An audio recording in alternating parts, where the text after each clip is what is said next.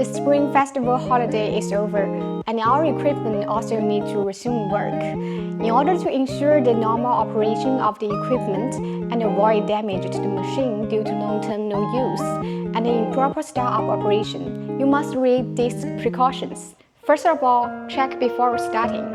First, environmental inspection. Second, equipment inspection. First, check the power supply.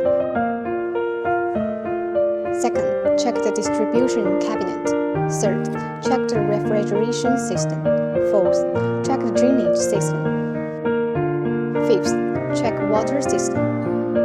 Sixth, check the appearance of the test chamber. Seventh, check the accessories of the chamber.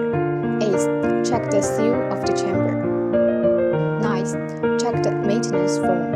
After confirming that the above operations are correct, you can restart the device, but you need to wait 16 minutes before performing other operations.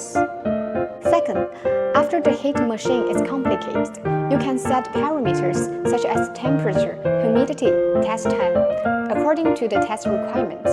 It is recommended to perform a no-no test run first to observe whether the equipment is operating normally.